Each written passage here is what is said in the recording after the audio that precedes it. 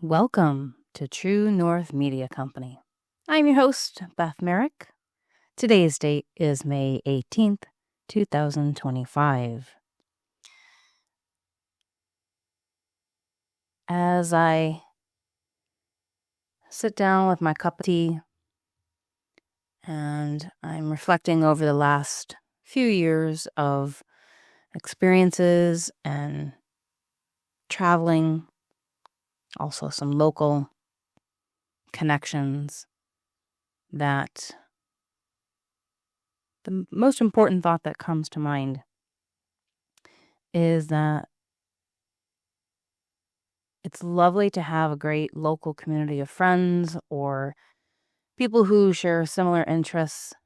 I believe that's absolutely part of your wellness and mental health well-being that you can create for yourself no matter where you are residing. One of the more distinct aspects that I feel very strongly about is making and creating new global connections. The internet, as we know, can be a place of horror and bullying. We know all the downsides of what social media can do for not just our physical health, because we might be sitting or scrolling, but just in general, the isolation that sometimes that has occurred through technology today. I mean, I remember as a kid, I grew up in the 80s, and yes, maybe we were allowed to watch a couple of hours of TV here and there, but my parents made us go outside, and I had a very physically active childhood, from gymnastics to softball to volleyball. And so it's hard for me to fathom today why people don't get out more and do stuff, or at least disconnect. And that's kind of been my wellness theme this year, is to have less scrolling and more authentic connections out in nature, or just with people in the areas that you live or in areas that you're going to be traveling to.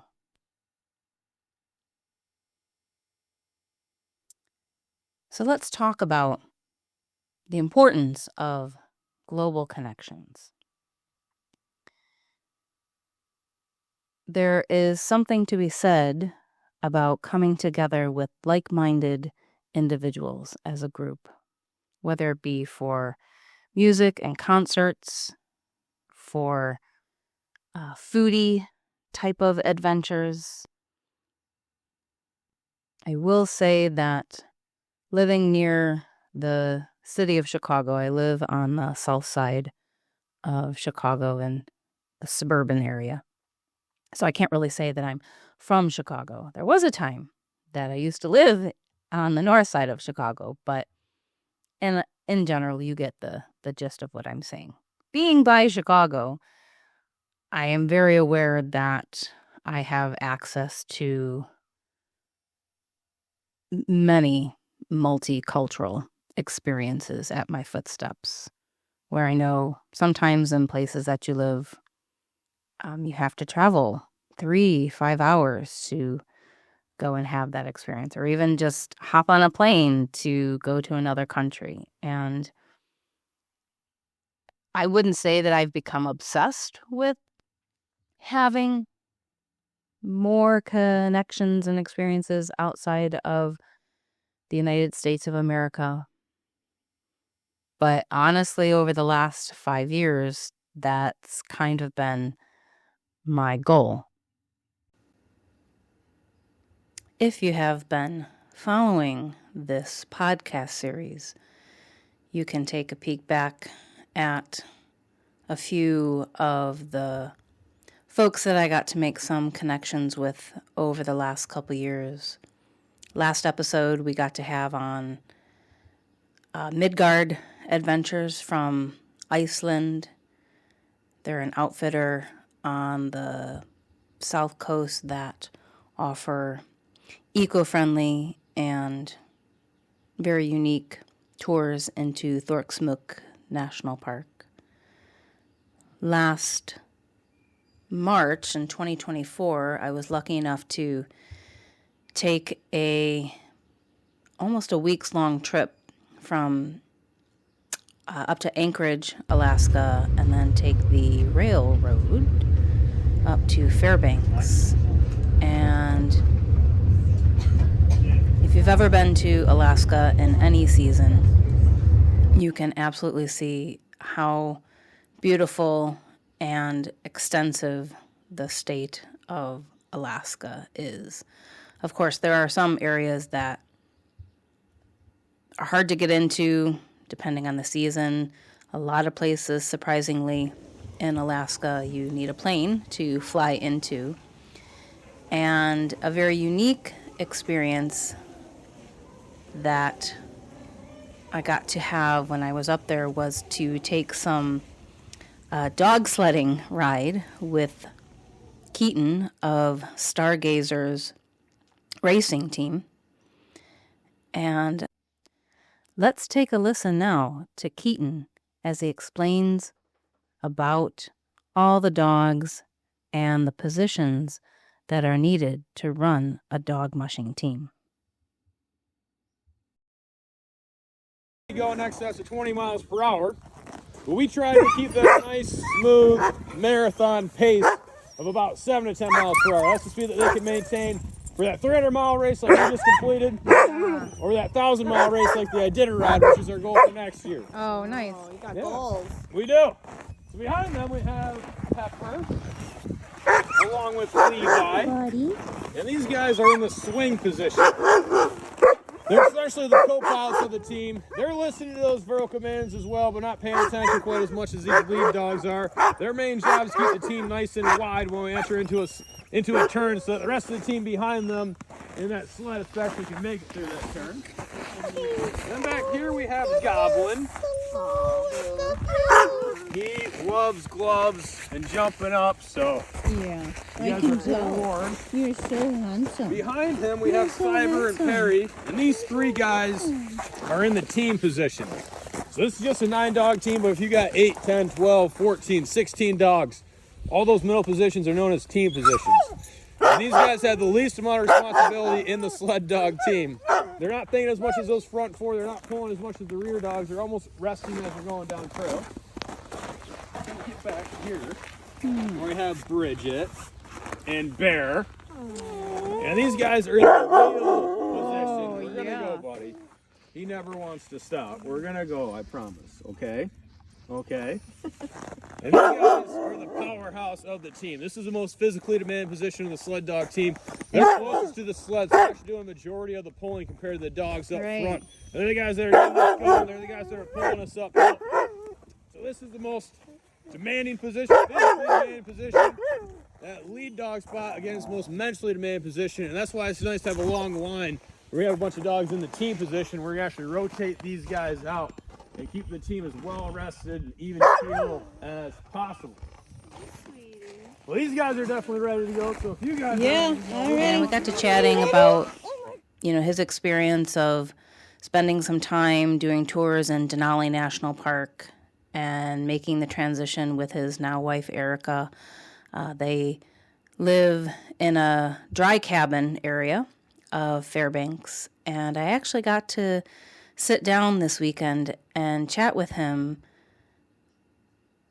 It was great to catch up with them, to hear about his experience of running, oddly, one of the longest Iditarods that happened this past March, and him being a rookie running the race for the first time. It was fun to hear some of his challenges, but the overall experience of what it takes to run a dog racing team.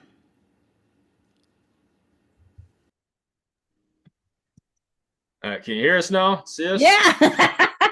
Hey. It's been a second since I've used this stuff. Oh, I know. I'm actually terrible with technology. So I've been like practicing for like 15 minutes. I'm like, okay, does it sound okay? Does it look okay? Let me switch it. Yeah. Well, So I opened it up earlier today and made sure everything was functioning because last time I tried to do a Zoom meeting, for some reason the video wouldn't work. oh So I had yeah. to do it on the phone and audio was an issue. So I made sure everything was good or attempted to, but sometimes Yeah. it seems like it's good and then it's not. So Yeah. I mean, that it's like, did you update your phone? No, now you gotta update it. Okay, now it works. So all that yeah. jazz. How are you guys? Good. How are you? I'm good. And it's nice to finally meet you, Erica, after I got a chance to like chat with you over the year. You too. So we got Goblin in here too for you. So he's Yeah, I don't know why I picked Goblin, probably because of what you had said when I was out there in March, and you're like, oh, he loves gloves. And I'm like, oh, yeah. that's kind of like my dog. He like when he was a puppy, he would like steal everything and like destroy it. So Yeah. Yeah, this is how he usually is. So that's Goblin. Aw. He hasn't slowed down at all. He's almost 9 now, and he's Is still it really? like crazy like a puppy, huh? Aw. So So how is everything up there in Fairbanks? it's good. We've been really busy. Now we're finally got a little bit. So the last like month was kind of my downtime to kind of like recover and pick Yeah. up on all the projects and just catch up on everything, and then actually start work again tomorrow. So Okay. yeah, it's been busy. Erica's been the real busy one. Yeah. Come here, Goblin. You take that one. He's like trying to steal his. He's like, no, I want to be in the interview. So now, what do y'all do for work up there? Because I know the racing component is like your fun stuff, right? But Yeah, I mean we that's all have like to have real jobs in order to support our fun stuff. yeah. So racing is like our everything, really. Like I don't know. It's not like a hobby. It has to be like an entire way of life to Yeah. do this because it's all encompassing. It's all consuming. So in the wintertime, I do tours Yeah. with the dogs that you were a part of. Yeah. And in the summer, I do tours as well at Trailbreaker. And then we're trying to start our own business where I can do my own tours, but that's kind of, we're working on logistics of that end and everything. It's, a lot with everything else we've had going on. Then Erica works at IGU, Interior Gas Utility, as I'm Very, the executive assistant to the GM there. yeah. So Very, like a very typical- functional job. Yeah. Yep. yeah. So she works a typical. She's there about 8 to 5 usually. Okay. And but in the wintertime, I mean, so I'm the one that is training and doing everything. So like it's about an hour drive almost to go into town. So it Yeah. doesn't make sense for me to drive in to like go get groceries or gas or water or anything like that. So Erica picks up all that too. Okay. Like in between, and then we live in a dry cabin, so she has to go in early to shower. So she'll be leaving here like sometimes at 5 in the morning, and then go shower, go work, and then do all the errands afterwards. And I get back till like 9 at night, and then I'm still running dogs because I mean that's like an all day thing. I'll get back Sure. at like 10, 11, 12, 1 in the morning, and Oh, she'll wow. have food ready for me and the dogs and everything. So she works way harder than I do. Now, have you guys always lived in a dry cabin experience? Like, is this, I know you guys have We've been lived together pretty much. in, uh, no, what I mean is like, how long have you guys lived in Alaska? About 4 or 5 years? No. Yeah, so I came up here. My first summer was 21. Her first summer was 20. And Okay. then, so her first winter was the winter of 21. And then my first winter was 22. And we've been Okay. up here ever since. Yeah. But yeah, we've been living in a dry cabin since 22, 23, Yeah. something like that. I don't know. It all blends together. You get really used to it pretty quick. I would say that, I barely learned enough about Alaska before I went there.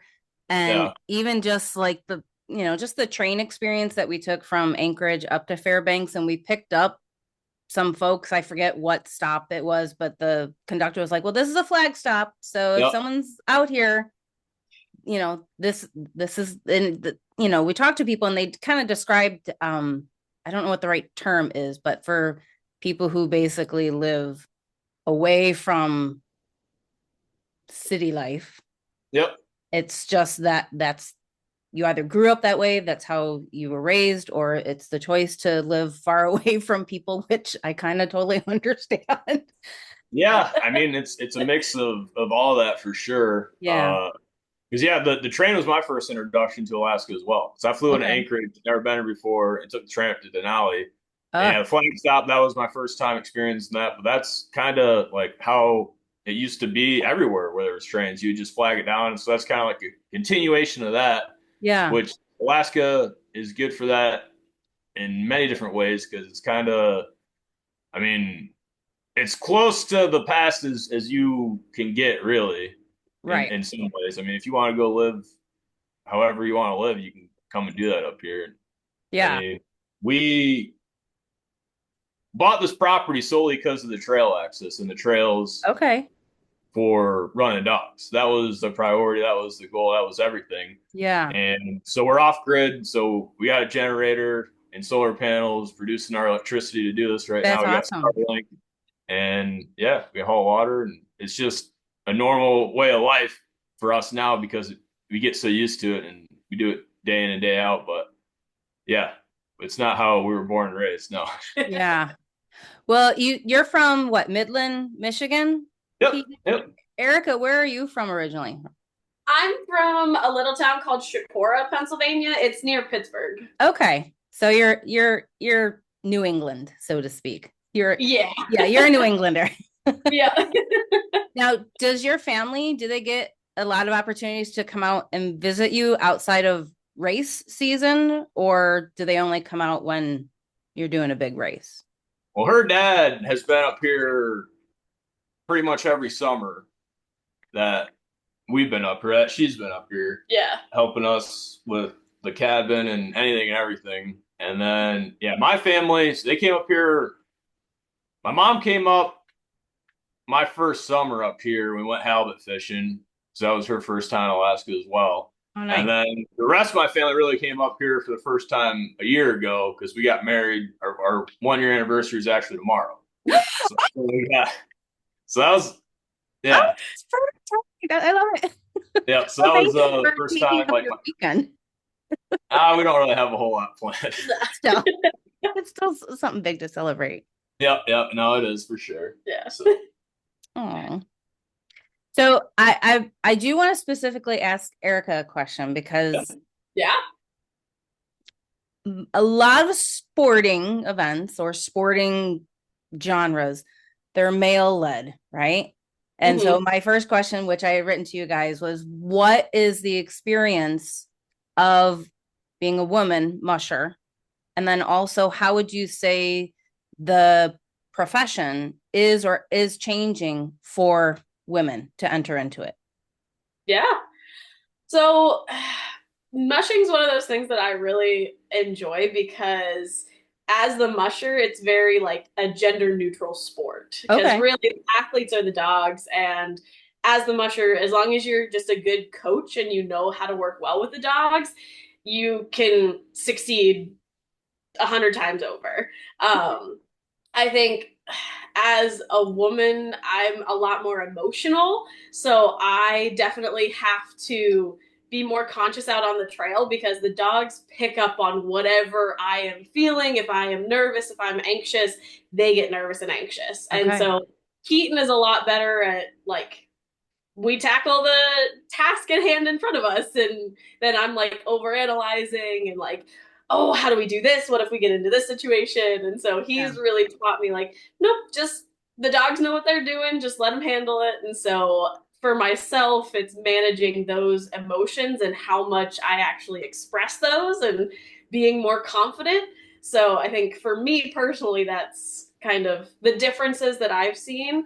The other thing that sometimes might be a benefit, sometimes not, is like women are sometimes smaller, and so they weigh less. And Mm. so in a race like the Iditarod, it can make a difference, but in like a 200-mile race, weighing 30 pounds less isn't really going to make much of a difference because it doesn't mean that much to the dogs and things like that. So that Okay. kind of weight balance doesn't really make that much of a difference. But Interesting. so, and I think we actually have an old newspaper clipping from Susan Butcher whenever she won her third Iditarod, In a third in a row.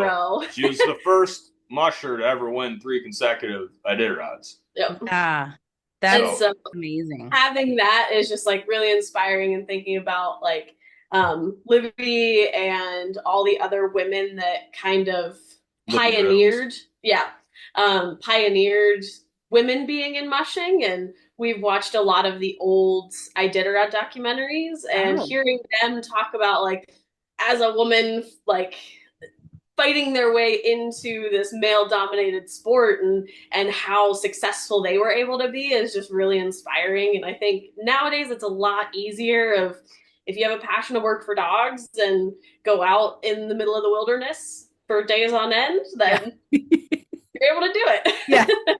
Yeah, I would say, yeah, so there's like in the mushing community, there's probably more females in general because they're Really?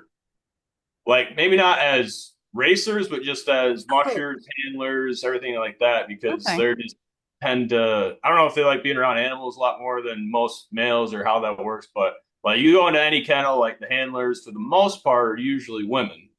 But I think a lot of them probably have less desire to compete in races. Not all of them. I mean, and that's why Susan Butcher is like she a legend in the sport. I mean, she did so much for the sport and brought so many eyes on the sport. Being she wasn't the first woman to win. Libby Riddles won the first for women in 1985, and then Okay. Susan took it over and won 86, 87, 88, and then took a year off and won again. She dominated the industry from the mid 80s to the late 90s when she retired to start a family. She would have continued winning and dominating if she didn't. But so she kind of blazed the trail because back then, I mean, yeah, it was a lot more challenging for women to kind of get an even playing field because a lot of the men like didn't want women winning because Sure. I get that. Yeah. So she really did a lot for the sport. And now, I mean, as a musher, like you don't look at a team or anything by, what sex is running that team. It's, their experience and their level of competitiveness and drive and everything. And there's so many good women. And yeah, I mean, maybe they do have a little bit more connection. I don't know. Maybe not. I don't know. It's any musher that's going to willing, like Erica was talking on, like you gotta be able to interact and play off the dogs. Like that's everything, and that's what has taught me a lot is to not overreact to situations and just you can't let your emotions kind of take over because there's always going to be issues and bad things that happen. I mean, mushing you can train and do 1,000 miles every single day and never have any issues. As soon as you get in that race, every issue that could ever happen is going to happen. Yeah, because that's Murphy's Law. Yeah, that's literally just how it always happens. Like, I don't understand why. Yeah, it's like Iditarod. Like, I've never broken a rudder in my entire time mushing. And the first 100 miles it broke, and the trailer broke, and everything went wrong. The dog truck broke down as soon as it left the driveway. So just all these issues, but you can't overreact. You just got to get on the path to the solution and just do everything you can to kind of go forward and not be emotional and not be upset, not lose your mind. And that's what the dogs really taught me. So, I mean, what you got in your pants has nothing to do with any of that, in my opinion. It's irrelevant. It's interesting that you just made that comment because, like, in my other professions, I'm a yoga teacher. And one of the key things that a lot of, like, the people that I've done trainings for, they always say, like, when there's a crisis, don't panic. When the crisis is over and you are calm, then go ahead and panic. So that's very good that you have that natural instinct to not be reactive. So yeah, there's definitely people that are good in those situations that just rely on their training or have a smooth head or like And then there's other people that just can't think or do anything and just let the situation take over. Like my mom is not a person Oh, you no. want in a crisis situation. She can't handle any of that, and she'll be the first to admit it. And I've always been good with that, especially my time in the Marines. You just fall back on a training, and then just like you said, like you can't in the moment. You just got to go do the next task necessary, and then after everything's said and done, then you can kind of process it and or Yeah. not. You don't have to. Yeah. So we're coming into spring, right?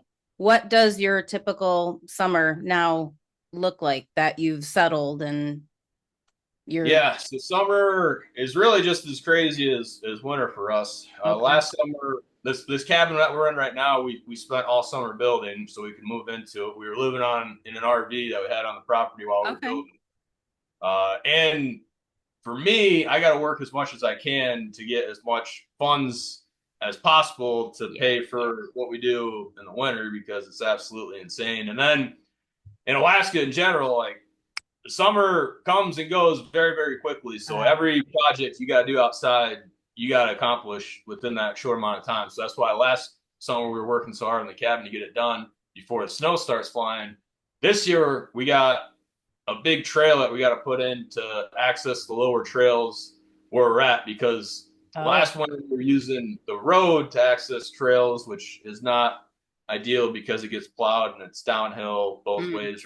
So you get instantly going like 15 miles per hour and it's sharp. It's just not ideal. So we're putting in a trail right now. That's our big project. And then we got a laundry list of things to do in the summer that, I mean, every waking second we're chugging along and doing that and trying to make as much money as possible. Yeah. And I know that you guys just have a new litter of puppies. How is that all going? How's everyone doing? And is this your first time having a dog with a litter and you're going through that whole process? Yep. First time having puppies. Yep. They're all doing great. They are actually at Trailbreaker now, so they can get socialized and meet new people and all that. So they're getting settled there. And luckily, my office is about 8 minutes away. So Tekla has been very gracious, and she said that after work I can come and visit with them and stuff. And so I'll still get my puppy time, which I desperately need. But they are sweet.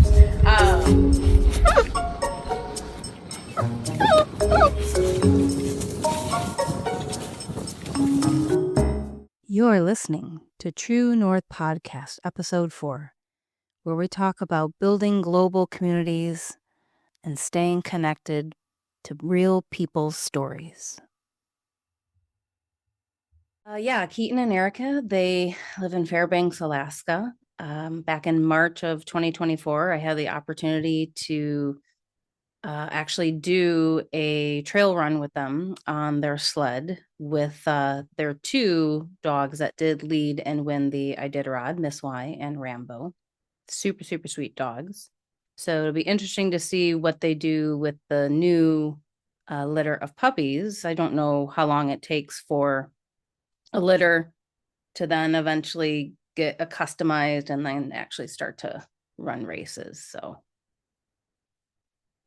now when does it really start to get cold there again? I would assume September. Well, it depends on your definition of cold, I guess. Okay. When does it get below 32 degrees? Yeah, at night you might start seeing that late September, early October. Okay. Is when we'll start training and because basically we're waiting to start training. Usually training starts for these guys like late August, early September. We're waiting for the temperature to dip, usually below 40. We'll run them at night. Okay. And then typically see our first snowfall in October, give or take, up here in Fairbanks at least. Right. Further south in the state, last winter they didn't really have much snow at all.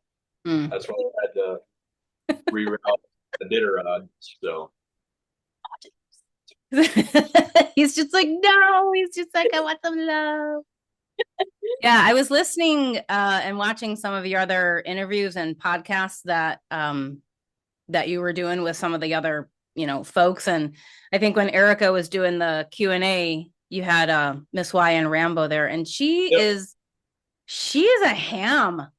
She She is. loves being on the camera. Obviously, she loves Yep. attention, but she was just like, smile, smile, smile everywhere. Yep. She's very hard to not bring in every single night. So we try to keep a rotation and bring in all the dogs. Like we'll bring in two to four dogs a night, and I like it's so hard for me not to just spoil her and but I know that'll just ruin her and like yeah. Yeah. Yeah. She has like a sixth sense that she knows when a camera comes out because all of a sudden she's just all smiles and the sweetest little thing. Yeah. She's so freaking smart. It's not even funny. Yeah. So I remember you were saying when we did the ride in March that, the common misconception that tourists have when they go and they do something like that is, oh, they think it's going to be a husky. So what is it about the type of dog that is commonly used, or are they're not natural to the region, but it is a common breed that has, I guess, common to the area or to folks Yeah, so that the dogs we use are known as Alaskan Huskies, and they're a northern breed, so they've been around here for quite some time. And yeah, it's not what most people anticipate that have never been up here. That Hollywood and Disney, and they're expecting to see pointy ears, black and white fur, bright blue eyes, and a curly tail, and all that. And our dogs, some of our dogs do look like that. But they come in all different shapes, colors, and sizes because we don't care what the dogs look like, right? right. Whether they got black fur, white fur, blue eyes, pink eyes, none of that matters to us. We care how they perform. So they're bred on a performance basis. So due to that, they're not a purebred breed, Right. which in my opinion is what makes them so great for a handful of different reasons, because we care less what the length of their legs compared to their front legs or their hip. Like none of that matters to us. Yeah. So we care about the health and the performance of the dogs.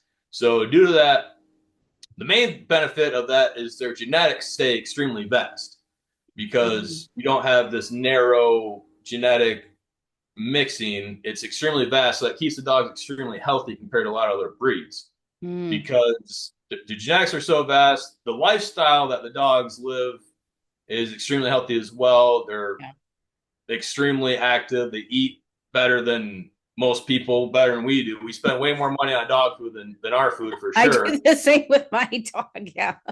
Yeah.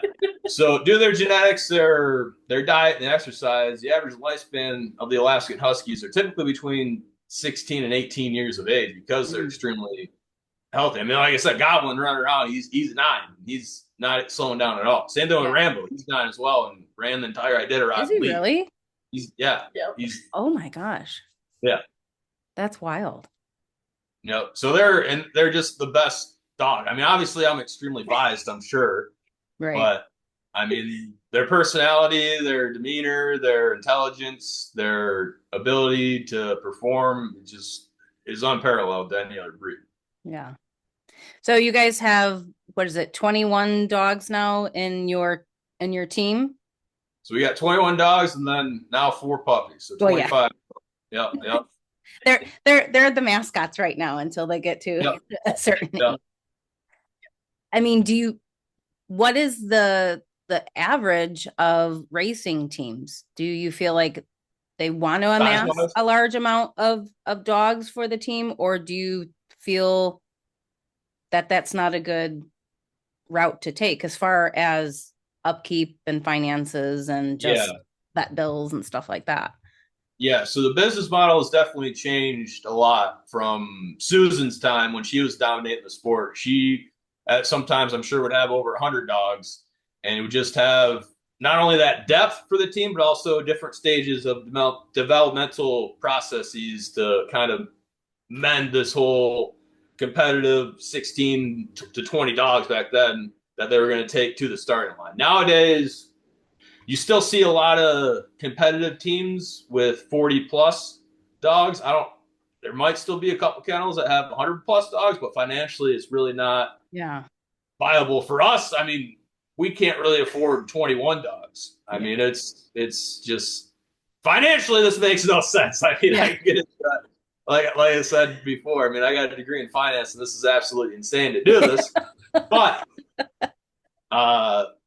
so we try to make it as economically feasible as possible. So we have a small count. 21 dogs to run a Iditarod is about as small as you can get, because you still got to have some depth. I mean, training with 21 dogs to get 16 to Iditarod, you got to be very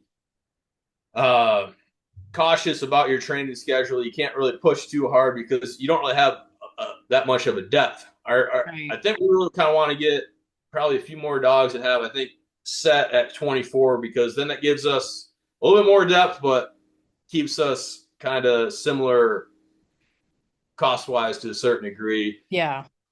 And that's where you're starting to see, I think, a lot more of the competitive teams kind of have 40 and under, just because of finances. It's become a lot more. It's always been expensive, but it's a lot more expensive now post-COVID, and it's just going up. And the purse has been the same for Iditarod at least since the 80s. So really? it's making less and less financial sense for right now. So hopefully we'll get some changes into the sport in the future, because it's sad to say, but if everything stays the same right now, it's not sustainable to continue doing this. The teams that are putting in teams that Iditarod are doing it because the dogs love it and we love to do it as well, but it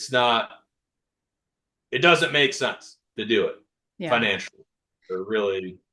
Well, I'm a firm believer of the law of currency, that not just money being currency, but anything that you put out into the universe with good intention, whole heart, all of that, it's going to come back to you. I've seen that happen over and over to other people, to myself, and it kind of sounds like you have a little bit of that motto to your intentions. So, yeah, well, the main problem, one of the biggest issues with the sport is people don't have a lot of education on it and what the dogs do and how much they love to do this. And there's other organizations out there like PETA who, the people that join PETA, I'm sure they have good intentions, but they just don't have the education. They don't go up here and they're fighting it.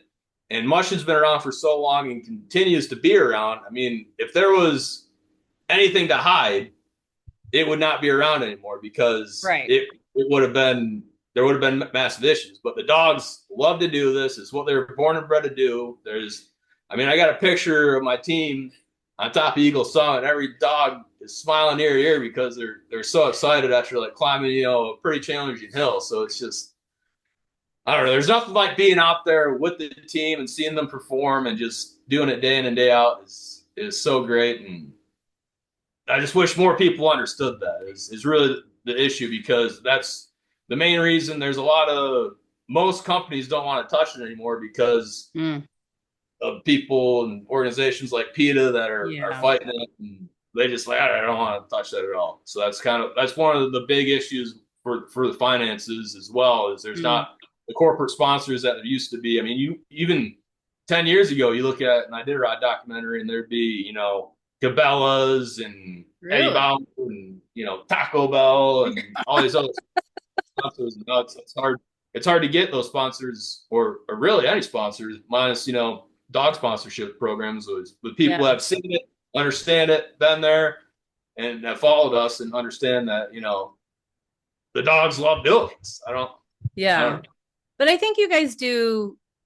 I mean, honestly, you're the first experience that I've had with it, but I just with your social media and taking the time to do little interviews, it allows you to go out there and educate and really show why you're passionate. And then when people actually see the dogs, or a lot of the the local radio stations or photographers that were around Nome, when you get to see all of the captures that they had, you not only are you showcasing your dogs, but just the history and how beautiful Alaska actually is.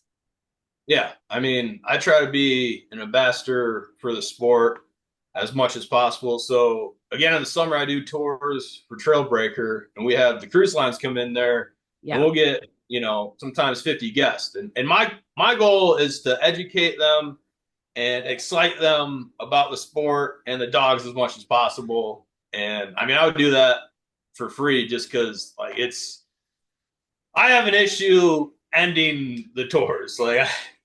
Some of the people I work with are not too excited because I'll just keep on going, especially if they're into it, because I'm just so passionate about it and I just want to educate, because there's 50 people there. So you might strike a couple of them, but even if you get 5 people and they go home and tell, their family and friends, and just try to spread that as much as possible. I don't know what I'm saying, but no, that's a good, it's a good businessman's motto. I'm gonna catch a few bees with honey, and then just watch it kind of spread. Hopefully. So before we go, because I don't want to keep you guys too long, I'd like to do something that's not necessarily, all the Q&A about the race and all that. So I'm just going to run off a list of fun little questions, and if both of you want to answer it, you can. Okay. Yep. So the first one is, what do you prefer, Guinness or an IPA? I have never actually tried either. I would definitely say IPA. IPA, good man. That's my I've had Guinness once, not a dark beer person. Okay. Erica, do you not drink alcohol? I drank a little bit, but we don't drink anymore, so I didn't really experiment a whole lot. So no worries. I've retired from drinking. I've accomplished everything there is to do. No worries. Okay, so you're gonna go to a family party. What type of side dish do you bring? Potato salad, taco salad, or pasta salad? Ooh, pasta salad. Taco salad, if that's there, I'm eating all of them. That is my go-to. I don't need a meal. I can just eat a whole thing of taco salad. Okay, all right. If you could live anywhere else in the world, where would it be and why? Croatia. That's where my great grandmother was from, and her side of the family. Okay. So I'd love to live there. Great. Yukon territory. Not that far, so your expenses of getting there would not be as insane as Croatia. Very similar, except for the less people. Well, yeah. I'm gonna go with you, Erica. I'd like to go to Croatia. It's on my bucket list, and I don't know. Just I learned a little bit about the wellness community out there, so I'd be up for doing that. Yeah, definitely. Okay. Any lucky items of clothing or things that you wear with you or take with you when you go on a race? Not for me personally. I try to not put too much into that, because then if you don't have it, you're just putting too much. I try to be as consistent as possible. I don't like having to rely on something like that personally. Okay. Yeah. I don't know if Erica does. She's more sentimental and everything than I am. Yeah, I'm trying not to be, though. Just be more in the moment and stuff. So I think, well, the only thing I had in the one race that I did was the beanie that I wore was from my uncle, and from whenever he had a scuba diving company and stuff. And so it was just, it wasn't like I needed it there, but it was nice to feel like I had a little piece of my family there with me and stuff. Yeah. So. Oh, I love that. Yeah. That's great. Well, thank you so much, both of you, for taking the time out of your day. And I hope that you have a lovely anniversary tomorrow. If I ever come out to Alaska again, I will definitely hit you up on taking another ride and race. And I hope you guys do the Iditarod again. We'll be rooting for you if you do. What do you mean if you come back? I will. Well, I've got.